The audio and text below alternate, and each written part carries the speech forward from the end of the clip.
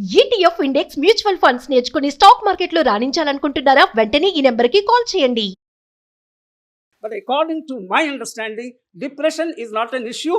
అందరికి వస్తుంది, పోతుంది. పిల్లల భవిష్యత్తు మీద ఆడుతున్నారు. మిగతా 19 ఫీజులు కావాలి, వీళ్ళ ముగ్గురిది ర్యాంకులు కావాలి. ఆ ముగ్గురులో కూడా ఒకళ్ళు సూసైడ్ చేసుకునే పరిస్థితి రావాలి. అంతవరకు ఆడుకుంటున్న వాళ్ళ కూతురు సడన్గా 2 సర్జరీస్ చేయాల్సి వచ్చింది ఆ అమ్మాయికి.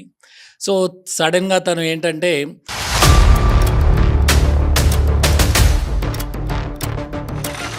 నేను ఒక ప్రిన్సిపల్గా నా ఉపాధ్యాయులు, రాష్ట్రంలో ఉన్న అందరు ఉపాధ్యాయులు, ప్రిన్సిపల్స్ ఫేస్ చేస్తున్నటువంటి అతి తీవ్రమైనటువంటి సమస్యగా నేను భావిస్తూ ఉన్నాను.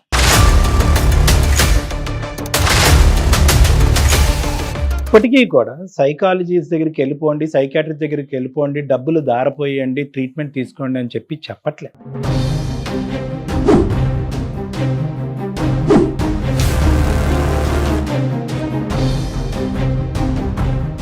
ముకుంద జ్యువెలర్స్ సమర్పించు బిగ్ డిబేట్ విత్ జయాకి స్వాగతం. Co sponsored by Avis hospital.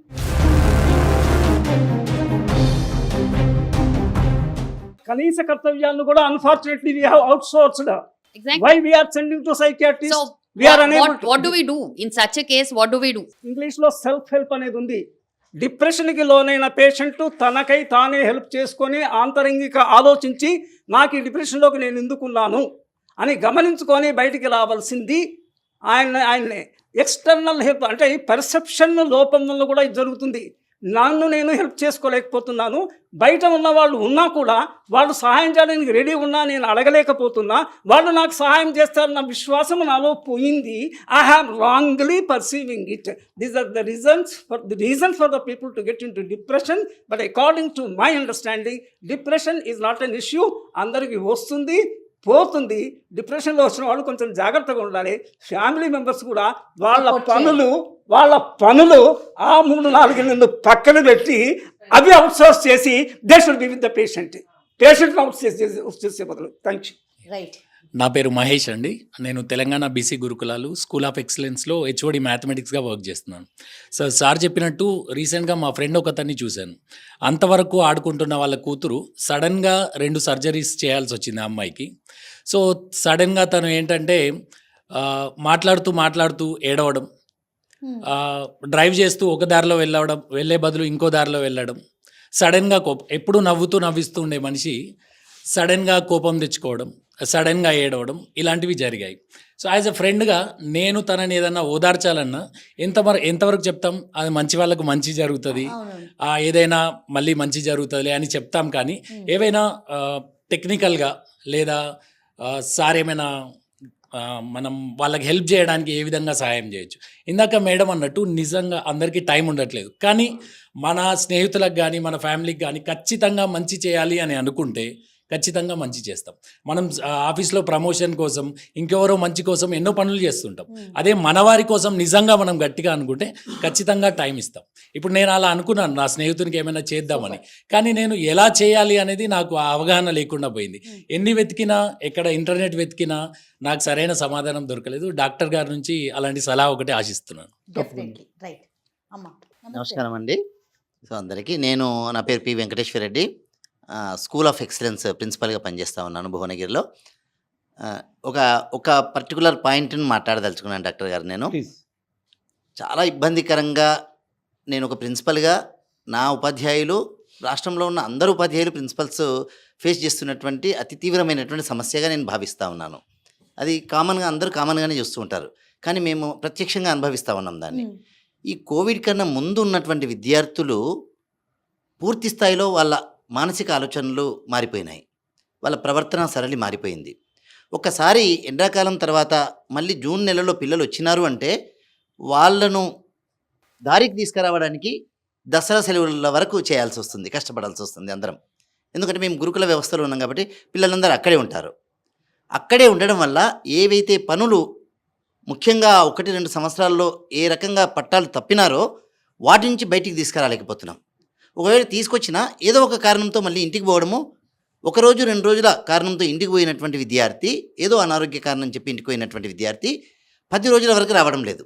మళ్ళీ ఇంటి దగ్గర ఉన్నటువంటి అమ్మను గట్టిగా మాట్లాడి ఫోన్ తీసుకోవడము, తండ్రి దగ్గర ఫోన్ తీసుకోవడము, లేదా వాడికి ఆల్రెడీ మేమే ఖచ్చితంగా ఫోన్ కొనియాలి మీ అబ్బాయికి, మేము లెసన్స్ చెప్పేది జూమ్లో అని చెప్పి మేమే కొనించేటట్టు చేసినాం ఆ సమయంలో. సో ఫోన్లకు పూర్తిగా బానిసలుగా అయిపోయినారు విద్యార్థులు. ఒక్కొక్కసారి అనిపిస్తూ ఉంటుంది వాళ్ళ లోపల ఏ రకమైనటువంటి స్పందన ఉండదేమో, శారీరక స్పందన, మానసిక స్పందన, హృదయ స్పందన ఏది తర్వాత 28 సంవత్సరాల తర్వాత ఏ రకంగా తయారవుతారనేటటువంటి భావన కలుగుతూ ఉంది.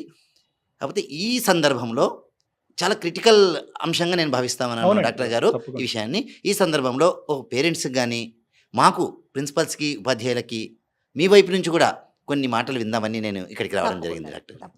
నమస్తే సార్, నమస్తే. నా పేరు మాధవి, జూనియర్ కాలేజ్లో లెక్చరర్గా చేస్తున్నాను. ఈ మధ్య కాలంలో డిప్రెషన్ అనేది ప్రధాన సమస్య సార్.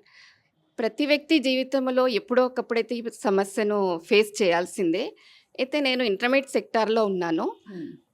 ఇంతవరకు టీనేజ్ పిల్లలు ఉండే వ్యవస్థలో ఉన్నాను. అయితే సార్ ఇంతవరకు అన్నారు సిరీస్ ఆఫ్ సెట్ బ్యాక్స్ అన్నారు డిప్రెషన్ కారణం.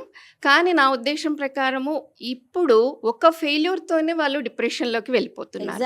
మెయిన్గా కోవిడ్ తర్వాత పరిస్థితులు ఎంత ఘోరంగా ఉన్నాయంటే అసలు పిల్లవాడు హాస్టల్కి వచ్చాడు. ఇంతవరకు మేడం వాళ్ళు చెప్పారు ఇంట్లో ఉంటే పేరెంట్స్ చూడాలి అని. మరి హాస్టల్లో ఉన్న పిల్లల్ని చూడాల్సిన బాధ్యత ఎవరిది? అప్పుడు అక్కడైతే పేరెంట్స్ ఉండరు. హాస్టల్లో చూడాల్సింది అక్కడున్న లెక్చరర్స్ చూసుకోవాలి, అక్కడున్న నాన్ టీచింగ్ స్టాఫ్ అనుకోండి వాళ్ళు చూసుకోవాలి. అందరూ చూసే పరిస్థితుల్లో అయితే ఉండరు. ఒక అమ్మాయి ఈ మధ్యనే నా దగ్గరికి వచ్చింది, మేడం నేను ఫోన్ లేకుండా ఉండలేకపోతున్నాను అంది ఇంటి నుంచి వచ్చిన తర్వాత. ఎంత age group madam? 17 years sir, junior కాలేజ్లో చదువుతుంది. సరే అని ఆ అమ్మాయికి నా మొబైల్ ఇచ్చాను. ఒక 2 days అలాగే ఆ అమ్మాయికి ఇచ్చి ఆ తర్వాత ఆ అమ్మాయిని మోటివేట్ చేశాను, ఇలా చేయొద్దు అన్నట్లు నేను మాట్లాడాను. తర్వాత అమ్మాయి చక్కగా చదివి she got 464 marks in intermediate out of 1000 marks. నా 25 years సర్వీస్లో అటు నీట్లో సీట్ రాకపోవడం వల్ల కానీ, జేఈ మెయిన్స్లో ర్యాంక్ రాకపోవడం వల్ల కానీ దాదాపు ఒక 10 students సూసైడ్ అటెంప్ట్ చేశారు. అందులో ఒక 3-4 members కూడా సూసైడ్ చేసుకున్నారు. దానికి మెయిన్ రీజను అటు స్టూడెంట్స్ అనాలా, పేరెంట్స్ అనాలా, లెక్చరర్స్ అనాలా, సొసైటీ అనాలా.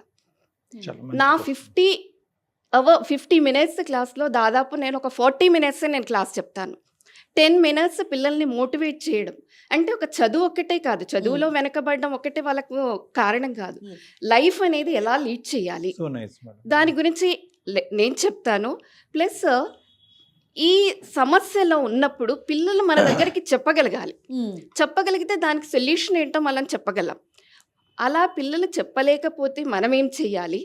ఇనీషియల్ స్టేజ్లో ఈ డిప్రెషన్ ఉన్నప్పుడు ఎలా వాళ్ళని ఐడెంటిఫై చేయాలి? మెయిన్ ప్రాబ్లం మాకు అది అవుతుంది. దానికి ఏదైనా సూచన మీరు ఇవ్వగలరా? చెప్తాను తప్పకుండా. సప్లిమెంటరీ ఐడియా డాక్టర్ గారు, World War I, World War IIలో ట్రమాటిక్ సిచ్యుయేషన్స్ వచ్చాయి ప్రజల్లో. ఈవెన్ సునామీస్ లేకపోతే ఫెమైన్స్ కూడా మాస్ ప్రాబ్లమ్స్ వచ్చాయి. అలాగే ఈ కోవిడ్ కూడా. అవును, దట్స్ మై పర్సెప్షన్. దీనికి మనం it's a social problem, it's not a individual problem, social problem. Entire world is victimised with this. దీనికి మీరు నాకు అంటే మన సొసైటీకి ఏం సలహా ఇస్తారు? జనరల్గా ఒక క్వశ్చన్ అండి. మాకు ఇక్కడ లెక్చరర్స్, మాస్టర్లు ఉన్నారు కాబట్టి ఒక మాట అడుగుతున్నాను నేను. పిల్లలు సూసైడ్ చేసుకోవడానికి పేరెంట్స్ ఎంతైతే ప్రాముఖ్యత ఉందో, కాలేజీలు కానీ స్కూళ్ళు కానివ్వండి యాజమాన్యం తప్పలేదంటారా మీరు? సార్ ఈ రోజుల్లో నా ఒక చిన్న అభిప్రాయము, పాఠాలు చెప్పేటటువంటి ఉపాధ్యాయులు పోలీస్ పాత్ర పోషించాల్సి వస్తుంది, డిటెక్టివ్ పాత్ర పోషించాల్సి వస్తుంది. అంటే పిల్లల్ని అనుక్షణము వెతకాల్సి వస్తుంది. వాళ్ళ బ్యాగులను బయట నుంచి వచ్చినటువంటి పిల్లవాడు వాడి బ్యాగులో ఏముంది వెతకాల్సిన పరిస్థితి. అంటే పాఠాలతో పాటు జీవిత పాఠాలు చెప్తా ఉన్నాం, కానీ డిటెక్టివ్ పాత్ర ఎక్కువైపోయింది. అంటే పాత్ర పోషించడానికి కారణం ఏంటంటే పిల్లవాడు మళ్ళీ ఎక్కడ పట్టాలు తప్పుతాడు. ఒక పిల్లవాడు దారి తప్పితే మళ్ళీ అతనితో పాటు ఇంకొక 20 మంది చెడిపోయేటటువంటి అవకాశం ఉంది. ఎందుకంటే చెడు ఎక్కువ ఆకర్షణ కలిగి ఉంటుంది కాబట్టి. ఈ రకమైనటువంటి పరిస్థితుల్లో మేమందరం కూడా రకరకాల పాత్రలు పోషిస్తూ కొత్త పాత్రను ఇంకా ఎక్కువగా పోషించాల్సిన పరిస్థితి ఏర్పడింది. రైట్ డాక్టర్ గారు, పాత్రలు పోషిస్తున్నారు కానివ్వండి. నేను జరిగిన సిచ్యువేషన్ ఒకటి చూశాను సార్. నేను ఒక యోగా ఇన్స్ట్రక్టర్గా మాట్లాడుతున్నాను. నేను ఒక స్కూల్లో చూశాను, పేరు చెప్పను. తరగతిలో ఒక 24 మంది పిల్లలు ఉన్నారండి. 24 మంది పిల్లల్లో ఒకళ్ళని, ఇద్దరిని, ముగ్గురిని టార్గెట్ చేస్తున్నారు వీళ్ళు. First rank, second rank, third rank. ఆ ముగ్గురు పిల్లల్ని ఏం చేస్తున్నారంటే సపరేట్ కూర్చోబెట్టి ఈ 19 మంది ఏమైపోయినా పర్వాలేదు, ఈ వాళ్ళ కాలేజీల కోసం, వాళ్ళ స్కూల్ కోసం, వాళ్ళ పేర్ల కోసం వాళ్ళు ఏం చేస్తున్నారంటే వాళ్ళ ముగ్గురిని ఒక సపరేట్ కూర్చోబెట్టి వాళ్ళ తోమి పాత్రను కనుక తోమితే ఎట్లా అరిగిపోద్దో అలా తోమేసి వాళ్ళు ఇంటర్కి వచ్చిన తర్వాత, ఐఐటీకి వచ్చిన తర్వాత మంచి ర్యాంకులు రావాలని చెప్పేసి వాళ్ళ మీద ప్రెజర్ పెడితే వాళ్ళు లాస్ట్కి ఇదే పరిస్థితి అండి, సూసైడ్ చేసుకునే పరిస్థితి వస్తుంది. అంటే ప్రైవేట్ స్కూల్స్ ఎక్స్పెషల్లీ చెప్తున్నాను, గవర్నమెంట్ స్కూల్స్ గురించి నేను మాట్లాడట్లేదు. పిల్లలు తీసుకుంటున్న పిల్లలు- ప్రయాసలో ఇది కూడా ఒక కారణం అని అవుతుంది, అంటున్నారు. కంపల్సరీ కారణం మేడం, కంపల్సరీగా చెప్తున్నాను, నేను గట్టిగా వాదిస్తా. కానీ నేను అనుకునేది ఏంటంటే ఒక సెషన్కి ముగ్గురు తయారు చేస్తే స్కూల్ మొత్తం మీద ఒక 50 మంది 60 మంది వేసేసి వీళ్ళు ర్యాంక్ అని చెప్పేసుకొని పిల్లల భవిష్యత్తు మీద ఆడుతున్నారు. మిగతా 19 ఫీజులు కావాలి, వీళ్ళ ముగ్గురిది ర్యాంకులు కావాలి, ఆ ముగ్గురులో కూడా ఒకరు సూసైడ్ చేసుకునే పరిస్థితి రావాలి. ఇది స్కూల్లో ఉన్నటువంటి ఇప్పుడు ఇవాళ ప్రైవేట్ స్కూల్లో ఉన్న కాలేజీల స్కూల్ పరిస్థితి. రైట్. పేరెంట్స్ ఇక్కడ పేరెంట్స్ కూడా ఆలోచించుకోవాల్సిన పరిస్థితి ఉంది కదా. ఎస్.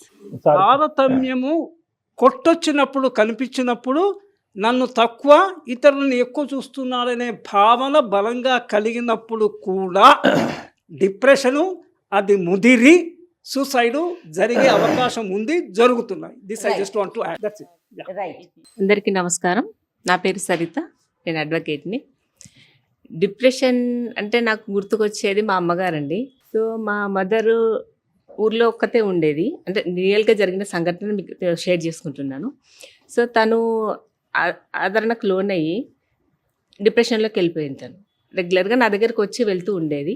సో ఏంటి ఇట్లా జరుగుతుంది అని నేను చూసుకుంటే ఒకరోజు మొత్తం తను అట్లా ఏమి తెలియకుండా బయటికి వెళ్ళిపోవడం అలా చేస్తుంది అని చెప్పారు. సో నా దగ్గరికి తీసుకొచ్చుకున్నాను. సార్ చెప్పినట్టుగా నేను అప్పుడు జాబ్ చేసేదాన్ని, జాబ్ మొత్తం మానేసి అమ్మతోనే ఉన్నాను, అమ్మని చూసుకుంటూ ఉన్నాను. 3-4 ఇయర్స్ నా దగ్గరే ఉంది. సో తనకు కరెక్ట్గా అంటే మాతో ఉంటుంది కాబట్టి తను మళ్ళీ నార్మల్ మనిషి అయిపోయింది. సో ఊర్లో ఉన్నప్పుడు చాలా సఫర్ అయింది తను డిప్రెషన్. సో మా బ్రదర్స్ సరిగ్గా టేక్ కేర్ లేక ఇలా జరిగింది. సో పెద్దవాళ్ళకి ఇలాంటి పరిస్థితి రాకూడదని నాకు. కరోనా కంటే, క్యాన్సర్ కంటే అతి పెద్ద శాపం ఏంటో తెలుసా మేడం? ఒంటరితనం. నిజాముల కాలంలో వాళ్ళు వచ్చి మనం మీద దాడి చేసినప్పుడు ఎవరైతే కనుక వాళ్ళు పగపట్టారో వాడిని మాత్రం చంపద్దురా, ఆడి చుట్టుపక్కల ఉన్న వాళ్ళందరినీ చంపేయండి అనేవారంట. ఎందుకంటే కనుక వాడు ఒక్కడే అలా బతికి వీడు నన్ను కత్తితో పొడిచి నా పేక నరికి చంపేసినా బాగుండరా దేవుడా అనుకునేటటువంటి పరిస్థితి రండి. అంటే ఒంటరితనం. We are travelling towards that madam. Unfortunately ఎందుకు ఈ రోజు డిప్రెషన్ పెట్టరేగిపోతుంది అనేటటువంటి ఒక ఆలోచన ఉంటే, ఏ తారతమ్యాలు లేకుండా గురువుగారు చెప్పినట్టుగా ఎందుకు ఇది spreading like literally under the carpet అంటే, ఒకటి మేడం మొదటి పెట్టినటువంటి ఫస్ట్ వర్డ్, ఒకటి సహనం లేకపోవటం, రెండోది ఒంటరితనం. అందరూ కూడా ఏకాకిలు అయిపోతున్నాం. ఎప్పుడైతే కనుక ఏకాకిలు అవుతున్నామో, isolation is the virus for depression. కరోనాకి, కోవిడ్కి కరోనా వైరస్ అయితే కనుక ఒంటరితనం is the virus for depression. అలా అనుకుంటే కనుక అట్లీస్ట్ కొంతమంది కన్నా అర్థం. సార్ అలాంటప్పుడు నా ప్రశ్న ఏంటంటే, ఈ మధ్య ఎడ్యుకేషన్ అని చెప్పో, లేకపోతే కాంపిటేటివ్ ఎగ్జామ్స్కి ప్రిపరేషన్ అని చెప్పో, లేకపోతే బాగా చదివించాలనో, లేకపోతే బయటికి వెళ్ళి చేయాలనో చెప్పో, చాలామంది యంగ్స్టర్స్ ఇంట్లో నుంచి బయటకు వచ్చేస్తున్నారు. బయటకు వచ్చేసి హాస్టల్స్లో ఉండడము, పేయింగ్ గెస్ట్ లాగా ఉండడము, ఇలా ఒంటరిగా బతికేస్తున్నారు. బాగా ఒంటరిగా బతికేస్తున్నారు. ఆ ఒంటరిగా బతకడంలో వాళ్ళ ఫ్రెండ్స్తో ఉండడము అలాంటివి చేస్తున్నారు. సో వాళ్ళ జీవిత విధానం పూర్తిగా మారిపోయింది. ఎవరితో పంచుకోవడానికి ఉండట్లేదు. లేదా వాళ్ళు ఏం చేస్తున్నారు, ఎప్పుడు లేస్తున్నారు, ఎప్పుడు పడుకుంటున్నారు, దేనికి అడ్డంకులు లేవు. అలాంటి సమయాల్లోనే ఈ యంగ్స్టర్స్ చాలామంది ఎంతమంది కాంపిటేటివ్ ఎగ్జామ్స్లో వస్తున్నారో తెలియదు, కానీ చాలామంది వాళ్ళు అసలు లైఫ్స్ రొయిన్ చేసుకుంటున్నారు. చాలామంది డిప్రెషన్స్లోకి వెళ్ళిపోతున్నారు. మా ఇంటి దగ్గరే ఫ్లైఓవర్ కొత్తగా కట్టారు, steel bridge, Ashok Nagar, Indira park. అది ఓపెన్ చేసిన సెకండ్ డేనే there was one hostelite పైనుంచి పడి సూసైడ్ చేసుకున్నారు. కనుక్కుంటే ఏంటి అని అంటే, ఆ హాస్టల్స్లో ఉండి she was in to depression and finally went for suicide. అయితే తర్వాత ప్రోబ్ చేస్తే అక్కడ కారణం ఏమిటి అని అంటే, ఈ రూమ్స్లో ఉండి ఒకళ్ళే బతకడంలో పగలు లేదు, రాత్రి లేదండి. You can see on those roads, రాత్రి 1 గంటకు కూడా పిల్లలు, అమ్మాయిలు అబ్బాయిలు తిరిగేస్తారు.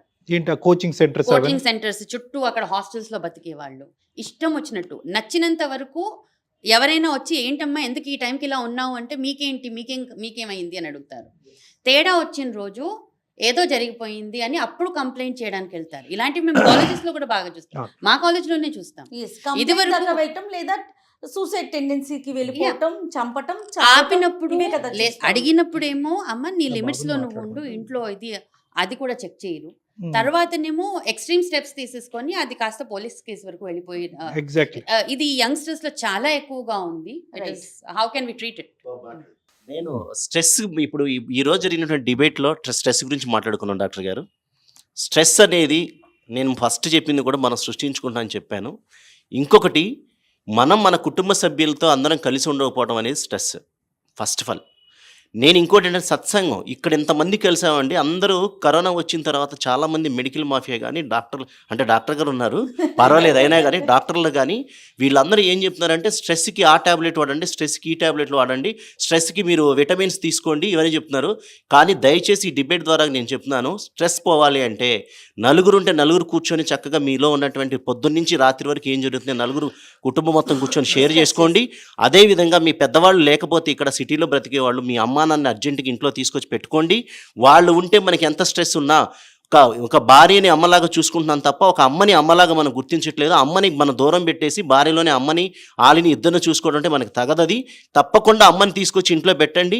మన స్ట్రెస్ ఫీలింగ్ ఉన్నప్పుడు, స్ట్రెస్లో 2 రకాల స్ట్రెస్లు ఉంటాయి. భార్య దగ్గర ఒక స్ట్రెస్ తగ్గిపోతుంది, అమ్మ దగ్గర ఒక స్ట్రెస్ తగ్గిపోతుంది. కాబట్టి ఇద్దరు ఉంటే అసలు స్ట్రెస్సే ఉండదని నా ఉద్దేశం కుటుంబంలో. నేను చెప్తున్నా, ఎస్, కుటుంబంతో కలిసి ఉండాలి. కుటుంబంతో కలిసి ఉంటే మనం అన్ని ఎటువంటి 100 కరోనాలో విరుచుకుపడ్డా కానీ మనం జయించవచ్చండి. ప్లీజ్ అందరం కలిసి ఉందామని నా ఉద్దేశం అండి. జయ గారు ఒక పాయింట్, మంచి పాయింట్ సార్. ఇప్పుడు ఏంటంటే మనందరం ఈ డిబేట్లో ఒక కామన్ పాయింట్కి వస్తున్నాం. ఎక్కడ డాక్టర్ దగ్గరికి వెళ్ళి తల పెట్టాలి, ఎక్కడ పెట్టకూడదు అని చెప్పేది. ఇప్పటికీ కూడా సైకాలజిస్ట్ దగ్గరికి వెళ్ళిపోండి, సైకాట్రిస్ట్ దగ్గరికి వెళ్ళిపోండి, డబ్బులు దారపోయండి, ట్రీట్మెంట్ తీసుకోండి అని అక్కర్లేదు. It is not the point. అందుగురించి సైంటిఫిక్గా కూడా ఏంటంటే they have divided it into mild, moderate, severe. అన్ని జబ్బుల్లాగే మైల్డ్, మోడరేట్, సివియర్ అని డివైడ్ చేశారు. మైల్డ్ కేసెస్, బాబు నువ్వు ఏ దారిని వచ్చావో ఆ దారినే వెళ్ళిపో అని చెప్తాం. ఏమీ లేదు. ఫస్ట్ ఆఫ్ ఆల్ ఒక పేషెంట్ చెప్తున్నానమ్మా, డిప్రెషన్ అనేటటువంటి సబ్జెక్ట్ వచ్చినప్పుడు ఒక మైల్డ్గా వచ్చేటటువంటి పేషెంట్ మన దగ్గరికి వచ్చి, సార్ నాకు డిప్రెషన్ ఉంది అంటే కనుక బాబు నీ లక్షణాలు ఏంటి అని అడుగుతాం. ఇదండి అదండి అండి, పీతబాధలు పీతవి, సీతబాధలు సీతుగా. సో వాళ్ళు చెప్పేవి అవన్నీ చెప్తూ ఉంటారు. కానీ అక్కడ ఏంటంటే అతను వాస్తవానికి అతనికి డిప్రెషన్ కూడా లేదు. ఇందాక మన కుర్రోడు ఇతను చెప్పినట్టుగా, యోగా మాస్టర్ గారు చెప్పినట్టుగా వినేవాళ్ళు లేక నా దగ్గరికి వచ్చాడండి అతను. ఇది వాస్తవం. 75% of the depression will go away if you have a listening here. చెప్పేవాళ్ళు చాలామంది ఉంటారండి అలాంటారు. వినేవాళ్ళు కావాలి. The basic drawback in this society. మీరు ఇందాక అడిగారు, టిప్ అడిగారు, సార్ ఒక ట్రిక్ చెప్పండి అంటే కనుక అతను కూడా సత్సంగం అన్నారు. We are all joining and connecting to the same point. మీరు చెప్పేది ఇప్పుడు బహుశా చాలామందికి చెప్పాలి అని అనుకుని ఉంటారు, వినటానికి మనిషి లేరు. మేమున్నాం ఇప్పుడు ఈరోజు. అతను చెప్పేటప్పుడు అతను చాలా భావోద్రేకంతో చెప్తున్నాడు. స్కూల్స్ గురించి చెప్పాడు, తర్వాత కలిపి ప్రయాణం గురించి చెప్పాడు, జాయింట్ ఫ్యామిలీస్ గురించి చెప్పాడు. 3 టాపిక్స్ చెప్పాడు అతను. ఎందుకు మూడిట్లో కామనాలిటీ ఏంటంటే కనుక కలిసి ఉంటే కలదు సుఖం అనేటటువంటి సబ్జెక్ట్ చెప్తున్నాడు. అంటే ఇక్కడ నా దగ్గరికి ఆ మైల్డ్ డిప్రెషన్ అబ్బాయి వచ్చినప్పుడు నేను ఏం చెప్పానంట, నాన్న నీ కథంతా విన్నాను, నీకు ఏ జబ్బు లేదు, నీకు ఏదైనా జబ్బు ఉంది అంటే కనుక నీ పక్కన ఎవరో వినేటటువంటి వాళ్ళు లేకపోవటం అనేది ఒక జబ్బు. లాయర్ మేడం గారు ఉన్నారు, మా తల్లి ఒంటరితనం చూడలేక నా ఉద్యోగం మానేసి ఈరోజు నా తల్లి పక్కన నేను నిలబడ్డానండి అంటే ఏంటంటే ఆవిడ అక్కడ పక్కన నిలబడి ఒంటరితనాన్ని కట్ చేశారు. అంటే ప్రధానంగా డిప్రెషన్లో మనం చెప్పేది ఏంటంటే మైల్డ్ డిప్రెషన్లో డాక్టర్ దగ్గరికి పోవద్దు, పక్కన కూర్చోండి, చెయ్యేయండి, డిక్టేట్ చేయొద్దు. ఎప్పుడు కూడా డిప్రెషన్ చెప్పేటటువంటి మనిషి దగ్గర 2 అంశాలు మనం ప్రధానంగా గుర్తుపెట్టుకోవాలి. ఒకటి, ఎలా ఐడెంటిఫై చేస్తామండి అనేటటువంటి సింపుల్గా కొన్ని లక్షణాలు చెప్తామమ్మా, మనం పట్టేయచ్చు. మోస్ట్ ఇంపార్టెంట్ థింగ్ ఏంటంటే ఆ మనిషి మాట్లాడుతున్నప్పుడు దయచేసి కట్ చేయొద్దు. Don't cut through the discussion. వాళ్ళు ఏవో ఇర్రెలవెంట్గా మాట్లాడుతూ ఉంటారు, మీనింగ్లెస్గా సైకియాట్రిస్ట్గా నాకే చాలామంది కామెంట్స్ చేశారు, సార్ మీరు వినాలి కదా సార్ అని అంటూ ఉంటారు. అంటే ఏంటంటే వర్క్ లోడ్, వర్క్ ప్రెషర్లో ఎంత ఇదైపోతామంటే కనుక నేను చెప్పేటటువంటి సూత్రం ఒకేసారి నేనే వర్తింపచే. The different in training in UK and India ఏంటంటే, ఇండియాలో అరే మందులు రాయండిరా అని చెప్తూ ఉంటారు. యూకే యుఎస్లో ఏంటంటే వినండ్రా అని చెప్తూ ఉంటారు. ఇది చాలా difference of training. So I had a combination of both. So first of all ఏంటంటే వాళ్ళు చెప్పేది ఎంత ఇర్రెలవెంట్, ఎంత బోరింగ్ అనేటువంటిది ఫస్ట్ వినాలి. రెండోది ఏంటంటే identification is an important process. ఎక్కడ ఐడెంటిఫై చేయాలి? ఎప్పుడైతే కనుక మీ పిల్లలు కానీ, మీ పక్కన ఉండే స్నేహితులు కానీ, బంధుమిత్రులు కానీ ఇదివరకట్లాగా ఇప్పుడు వ్యవహరించట్లేదు, ఏంట్రా అలా నీరసం అయిపోయావు, ఏం అలా బక్క చిక్కినట్టు అయ్యావు, ఏం మొహం అలా వాలేసుకున్నావు, ఇవి కామన్ టర్మ్స్ మనం వాడేది. వీటిల్లోనే డిప్రెషన్ సైన్స్ కనిపిస్తున్నాయి. ఇదివరకు స్థాయిలో వాళ్ళు మాట్లాడట్లేదు, ఇదివరకు చేసే అంత ఇంట్రెస్ట్గా పనులు చేయట్లేదు, ఇదివరకు నవ్వేటటువంటి విధంగా నవ్వులేదు, నవ్వు ఉండదు, ఆ నవ్వు అనేది పోతుంది. ఆ నవ్వినా కూడా ఎలా నవ్వుతారంటే కనుక అరే తప్పదేమో, నవ్వకపోతే అవతల వాళ్ళు ఫీల్ అవుతారేమో అనేటటువంటి విధంగా నవ్వుతూ ఉంటారు. ఎప్పుడైతే కనుక మీరు ఇలాంటివి నేను ఒంటరిరా, వేస్ట్ రా, ఏంటి జీవితం, ఎందుకు ఇలా బతకాలి, బతికి ఏం లాభం, ఇలాంటి మాటలు మీకు ఎక్కడన్నా వినిపిస్తే కనుక అక్కడ డిప్రెషన్ అనేది ప్రవహిస్తుంది అనేది మనం గమనించవలసినటువంటి అవసరం. పిల్లలతో సహజంగా పిల్లలు అనే టాపిక్ ఎక్కువ వచ్చింది కాబట్టి ముఖ్యంగా, ఎందుకంటే suicide tendency is highest between 15 to 23. ఇది గుర్తుపెట్టుకోండి.